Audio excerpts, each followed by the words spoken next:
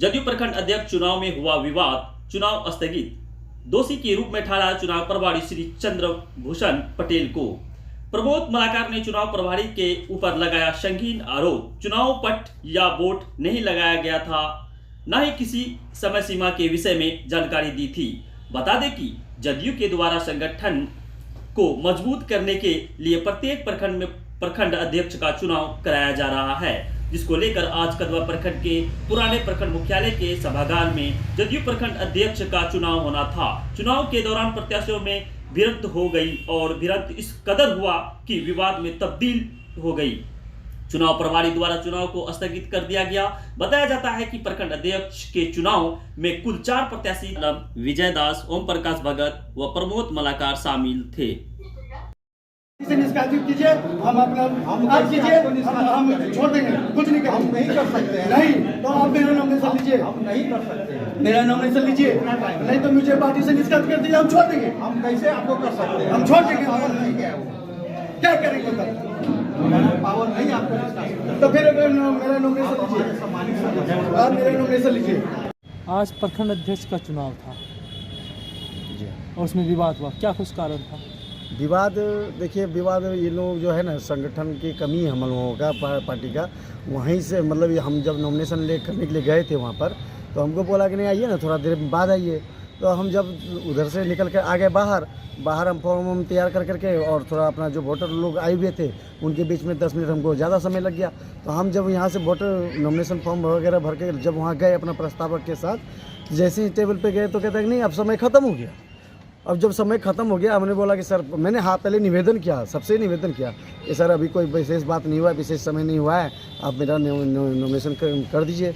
और जब वो नहीं माना तो फिर हमने, हमारे जो समर्थक थे उन्होंने बोला कि बाहर इधर उधर सब जगह देखे। उन्होंने देखा यहाँ ना तो नोटिस लगा हुआ है कि मतलब चुनाव का समय सारणी कोई समय होना चाहिए, कोई नोटिस नहीं था, कोई निविदा नहीं था। अब हम लोगों को मालूम नहीं था कि समय की सारणी क्या है चुनाव का।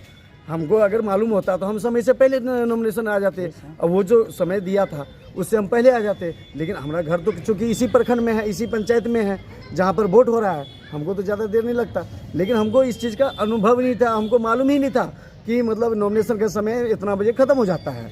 अब जब वहाँ देखे कि बहुत आग्रह किए, नहीं हुआ, तो हमने मतलब बहुत आदमी को, जिला अध्यक्ष को फ़ोन किया, चुनाव प्रभारी को, राज्य प्रभारी को, चुनाव प्रभारी को भी फ़ोन किया। सबने मतलब जो है कि फ़ोन उठाना बंद कर। क्या चुनाव प्रभारी जो थे, क्या नोटिस बोर्ड उसने लगा रखी थी? बिल्कुल नहीं लगा रखी थी। सूचना पट किसी को भी जानकारी थी या नहीं? किसी को भी नहीं, किसी को भी नहीं। किसी को भी नहीं। तो जब और प्रत्याशियों को हो सकता है या मिली भगत से वो किया हो तो अलग बात है, लेकिन मतलब और हाँ, टाइम टेबल का किसी प्रत्याशी के साथ चुनाव प्रभारी का मिली भगत है। ये 100% मिली भगत है कि नहीं तो हमारा नॉमिनेशन मतलब रद्द होने का मतलब, कैंसिल करने का मतलब ही नहीं था। रद्द नहीं हुआ, हमारा नॉमिनेशन ही नहीं लिया। तो चुनाव प्रभारी के द्वारा क्या कहा गया आपको? उन्होंने बहुत प्रयास किया कि मतलब चुनाव करवाया, हमारा नाम छाड़ करके हमसे बात ही नहीं करता था वो सीधे मुंह से।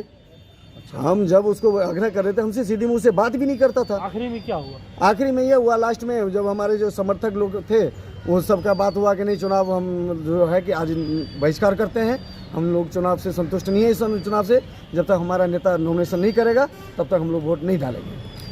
तो चुनाव प्रत्याशी में कितने कैंडिडेट उभर के आए हुए थे? देखिए, उभर करके हम लोग 3 कैंडिडेट थे। चौथा जो था अंजार आलम, वो तो बेचारा पहले ही नॉमिनेशन वापस ले लिया था। ये तो ऐसा मतलब लिया कि नहीं लिया, वो प्रभारी चुनाव अधिकारी बता रहे थे कि वो नाम वापस ले लिया। बाकी तो एक विजय दास और एक ओम प्रकाश भगत जी थे, और मेरा नॉमिनेशन लिया ही नहीं।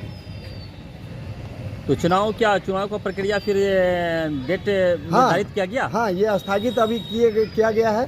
अभी हम फिर से बात करेंगे जिला में, प्रदेश में चुनाव आयोग से बात करेंगे कि चुनाव का डेट फिर पुनः दे और नियमावली के साथ दे, ताकि हम लोगों को मालूम हो और हम लोगों को समय सारणी का मालूम हो, तभी जाकर के चुनाव हो।